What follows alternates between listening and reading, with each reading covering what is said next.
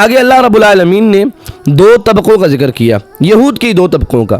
پہلا طبقہ وَمِنْهُمْ أُمِّيُّونَ لَا يَعْلَمُونَ الْكِتَابِ، ان میں سے بعض لوگ ایسے تھے جو امی تھے، ان پڑھ تھے۔ لا يعلمون الکتاب، وہ کتاب کا علم نہیں جانتے تھے۔ الا امانیہ وانہم الا یظنون، مگر وہ آرزوؤں کے پیچھے چل رہے تھے، اپنے گمان کے مطابق علم کر رہے تھے، عمل کر رہے تھے۔ اور دوسرا طبقہ اللہ نے بیان فرمایا فویل للذین یکتبون الکتاب بایدیہم، دوسرا طبقہ ان کا پڑھا لکھا تھا، جو قرآن، جو تورات کے علم کے بارے میں جانتا تھا، تورات کے اندر نازل ہونے والے احکامات کے بارے میں جانتا تھا۔ یکتبون الکتاب بایدیہم، وہ کتاب کو اپنے ہاتھوں سے لکھتے تھے۔ ثم یقولون ھذا من عند اللہ، اللہ اکبر، پھر وہ یہ کہہ دیتے تھے کہ یہ جو باتیں ہیں اپنے ہاتھ سے لکھ کر کہتے ھذا من عند اللہ، اس کو اللہ کی طرف منسوب کر دیتے۔ نحمده ونصلي ونسلم على رسوله الكريم والعاقبة للمتقين وعلى آله وصحبه ومن صار على نهجهم بإحسان إلى يوم الدين، أما بعد، فأعوذ بالله السميع العليم من الشيطان الرجيم من همزه ونفخه ونفثه، بسم الله الرحمن الرحيم۔ وَإِذَا لَقُوا الَّذِينَ آمَنُوا، اور جب وہ ملتے ہیں ان لوگوں سے جو ایمان لائے، قالوا آمنا، تو وہ کہتے کہ ہم بھی ایمان لائے۔ وَإِذَا خَلَا بَعْضُهُمْ إِلَى بَعْضٍ، جب وہ علیحدہ ہوتے، الگ ہوتے ان کا بعض کی طرف، قالوا، تو پھر وہ آپس میں ایک دوسرے سے کہتے اتحدثونہم، کیا تم انہیں وہ باتیں بتاتے ہو، بما فتح اللہ علیکم، جو اللہ نے تمہارے اوپر ظاہر کی ہیں، لیحاجوکم بہ عند ربکم، تاکہ وہ حجت قائم کرے تمہارے خلاف اللہ رب العالمین کے ہاں۔ افلا تعقلون، کیا تم عقل نہیں رکھتے؟ اس آیت مبارکہ کے اندر اللہ رب العالمین نے یہود کی بے خوفی کا عالم ذکر کیا کہ ان کا جو طبقہ ہے جب وہ اہل ایمان سے ملتا، ان سے مل کر انہیں کہتا کہ ہم ایمان لائے، اور پھر انہیں وہ یہ باتیں بھی بتاتے تھے کہ ہماری کتاب کے اندر، تورات کے اندر، دیگر کتب کے اندر نبی آخر الزمان کی علامات اور پیشن گوئیاں ذکر ہیں، اور ان کے اوپر خوشامد کرتے ہوئے یہ باتیں بتاتے۔ تو جب یہ اپنے سرداروں کی طرف، اپنے دوستوں کی طرف الگ ہوتے، اپنے یہودیوں علماء سے ملتے، تو وہ ان کو یہ طعنے دیتے، کیا تم انہیں وہ باتیں بتا رہے ہو جو ہمیں پتہ ہے، جو اللہ نے ہمارے لیے واضح کی ہیں، جن کا راز اللہ نے ہمارے اوپر کھولا ہے، تم ان مسلمانوں کو وہ باتیں بتا رہے ہو، کل قیامت کے دن اللہ رب العالمین کے خلاف، اللہ رب العالمین کے ہاں تمہارے خلاف، یعنی تمہاری دی گئی معلومات کی بنا پر تمہارے خلاف حجت قائم کر دیں گے، اور یہ اللہ سے جھگڑا کریں گے، کہیں گے کہ اے اللہ، یہ نبی کو جانتے تھے، نبی کی ساری باتیں ان کو معلوم تھی، نبی کے سارے اوصاف ان کی کتابوں میں موجود تھے، انہوں نے جان لیے تھے، اس کے باوجود یہ ایمان نہیں لائے، تو کل تمہارے خلاف یہ حجت قائم کر دیں گے۔ آگے فرمایا اولا یعلمون ان اللہ یعلم ما یسرون، کیا تم نہیں جانتے کہ بے شک اللہ جانتا ہے ما یسرون وما یعلنون، جو بھی تم چھپاتے ہو اور جو تم ظاہر کرتے ہو۔ تم کیا سمجھتے ہو کہ اللہ کو نہیں پتہ؟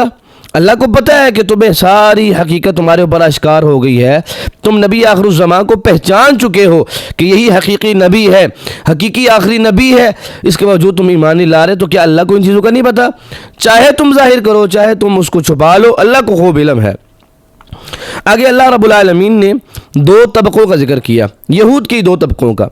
پہلا طبقہ وَمِنْهُمْ أُمِّيُّونَ لَا يَعْلَمُونَ الْكِتَابِ، ان میں سے بعض لوگ ایسے تھے جو امی تھے، ان پڑھ تھے۔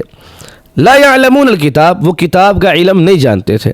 الا امانیہ وانہم الا یظنون، مگر وہ آرزوؤں کے پیچھے چل رہے تھے، اپنے گمان کے مطابق علم کر رہے تھے، عمل کر رہے تھے۔ یہ وہ طبقہ تھا کہ جو یہ سمجھ بیٹھا تھا کہ بھئی ہم تو جنتی ہیں، اللہ رب العالمین کے ہم لاڈلے اور محبوب ہیں. اللہ رب العالمین ہمیں تو جنت میں ہی داخل کریں گے.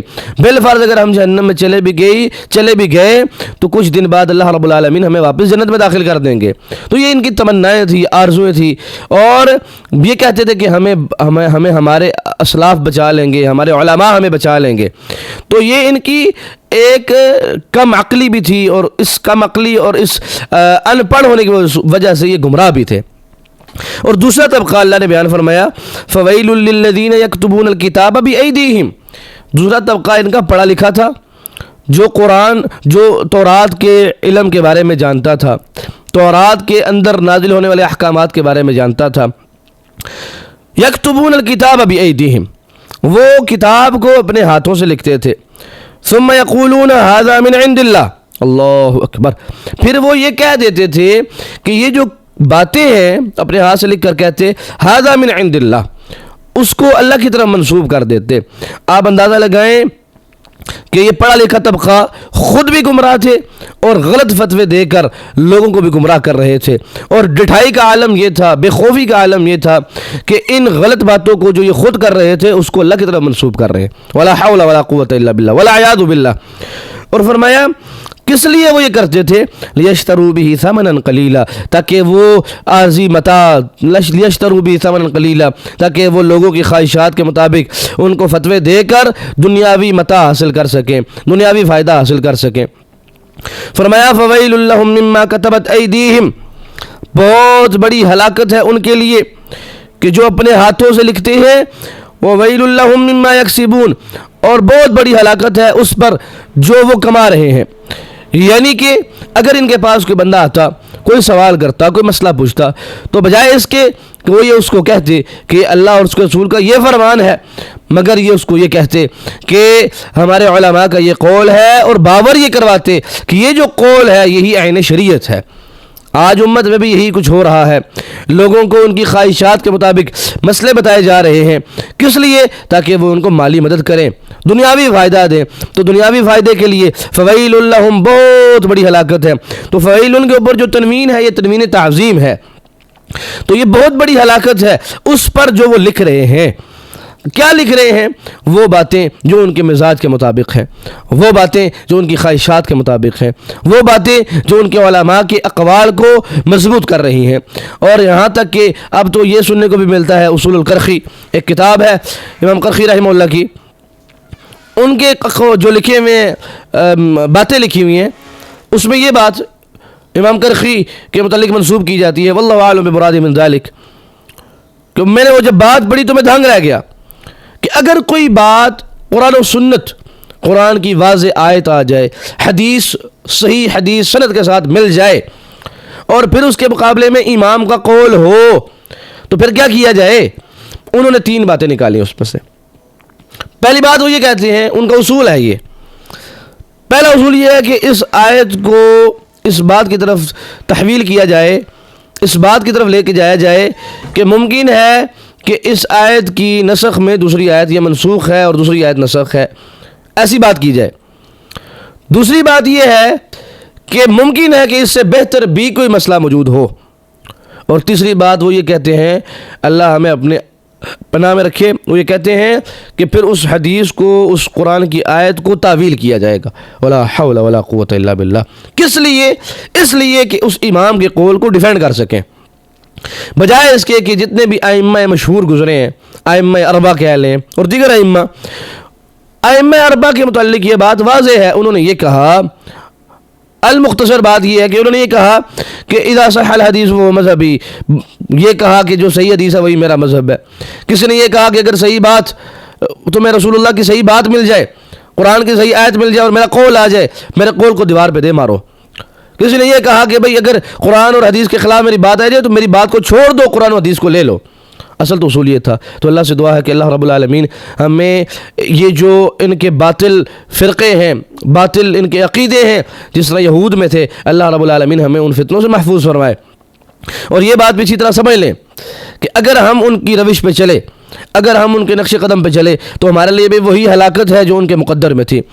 قرآن مجید بھرا پڑا ہے ان کی واقعات سے، ان کی باتوں سے۔ اللہ رب العالمین ہمیں یہ کیوں بتا رہے ہیں؟ اس لیے بتا رہے ہیں تاکہ ہم ان کی باتوں کو سنیں، اور جس طرح انہوں نے انبیاء کو جھٹلایا، ان کی باتوں میں تحریف کی، ہم ایسا نہ کریں۔ ہمیں ان بدعمالیوں سے بچنے کے لیے اللہ رب العالمین نے جگہ جگہ پر قرآن مجید کے اندر یہ باتیں بیان فرمائی۔ تو اللہ سے دعا ہے کہ اللہ رب العالمین ہمیں صحیح معنوں میں قرآن و حدیث کا صحیح علم حاصل کرنے کی توفیق عطا فرمائے۔ وما توفیقی الا باللہ، علیہ توکلت۔